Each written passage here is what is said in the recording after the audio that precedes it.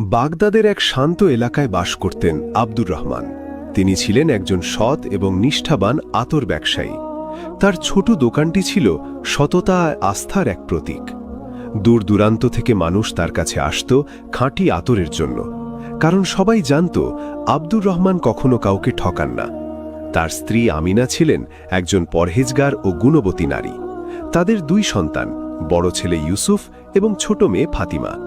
তাদের সুখের এই পরিবারে আল্লাহর রহমতের কোনো কমতি ছিল না।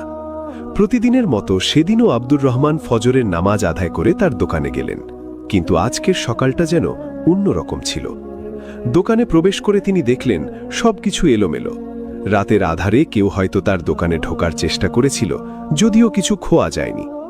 মনটাকে শান্ত করে তিনি বিসমিল্লাহ বলে কাজ শুরু করলেন। দুপুরের দিকে শহরের সবচেয়ে প্রভাবশালী এবং ধনী ব্যবসায়ী হাশেম তার দোকানে এলেন। হাশেমের আগমনে আব্দুর রহমানের বুকের ভেতরটা অজানা কারণে কেঁপে উঠল। হাশেম দোকানে প্রবেশ করে চারদিকে তাকিয়ে বললেন, আব্দুর রহমান, শুনলাম তোমার ব্যবসা নাকি খুব ভালো চলছে।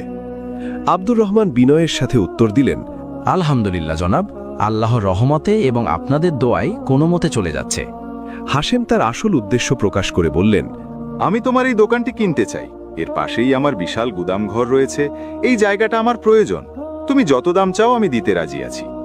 আব্দুর রহমানের মাথায় যেন আকাশ ভেঙে পড়ল। এই দোকান শুধু তার রুটি রুজির উৎস নয়, এটি তার বাবার শেষ চিহ্ন।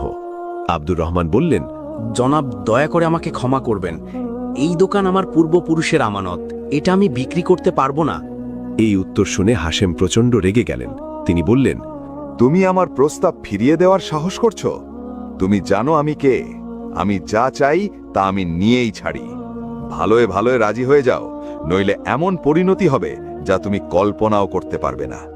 আব্দুর রহমান শান্তভাবে বললেন, আমার রিজিকের মালিক আল্লাহ, আমি তার উপরই ভরসা রাখি। হাশেম রাগে গেলেন, কিন্তু যাওয়ার আগে হুমকি দিয়ে গেলেন, তোমাকে এর ফল ভোগ করতে হবে আব্দুর রহমান, খুব শীঘ্রই। সেই রাত থেকেই শুরু হলো আব্দুর রহমানের জীবনের সবচেয়ে কঠিন পরীক্ষা। গভীর রাতে একদল মুখোশধারী লোক তার দোকানে হামলা করল। তারা দোকানের সমস্ত আতরের বোতল ভেঙে চুরমার করে দিল, আসবাবপত্র তছনছ করে দিল এবং যাওয়ার আগে দোকানে আগুন লাগিয়ে দিল। প্রতিবেশীদের চিৎকারে যখন আব্দুর রহমান ছুটে এলেন, তখন তার স্বপ্নের দোকানটি দাউ দাউ করে জ্বলছে। বহু কষ্টে আগুন নেভানো হলেও কিন্তু ততক্ষণে তার সবকিছু পুড়ে ছাই হয়ে গেছে। পরদিন সকালে আব্দুর রহমান যখন ধ্বংসস্তূপের সামনে দাঁড়িয়েছিলেন, তখন শহরের কোতোয়াল সেখানে এলেন। কিন্তু কোতোয়াল তাকে সাহায্য করার বদলে উল্টো চুরির অপবাদ দিয়ে গ্রেফতার করলেন। অভিযোগ আনা হলো যে তিনি নিজেই দোকানে আগুন লাগিয়ে সরকারি খাজনা ফাঁকি দেওয়ার চেষ্টা করেছেন। সবাই বুঝতে পারল এর পেছনে ক্ষমতাধর হাশেমের হাত রয়েছে, কিন্তু তার বিরুদ্ধে কথা বলার সাহস কারও ছিল না। আব্দুর রহমানকে বিচারকের সামনে হাজির করা হলো। হাশেমের টাকায় কেনা মিথ্যা সাক্ষীরা তার বিরুদ্ধে একের পর এক বানোয়াট সাক্ষ্য দিতে লাগল। অসহায় আব্দুর রহমান বারবার নিজেকে নির্দোষ দাবি করলেও তার কথা শোনার কেউ ছিল না। বিচারক তাকে দোষী সাব্যস্ত করে 10 বছরের কারাদণ্ডের রায় দিলেন। বিচারকের রায় শুনে আব্দুর রহমানের পৃথিবী যেন অন্ধকার হয়ে গেল। তাকে যখন কারাগারে নিয়ে যাওয়া হচ্ছিল, তখন তিনি দূর থেকে দেখলেন তার স্ত্রী আমিনা এবং মাসুম দুই সন্তান ইউসুফ ও ফাতিমা কান্নায় ভেঙে পড়েছে। তাদের অসহায় মুখগুলো দেখে তার বুকটা ফেটে যাচ্ছিল। তিনি চিৎকার করে বললেন, আমি নির্দোষ, কিন্তু তার কণ্ঠস্বর যেন লোহার শিকলের ঝনঝনানিতে হারিয়ে গেল।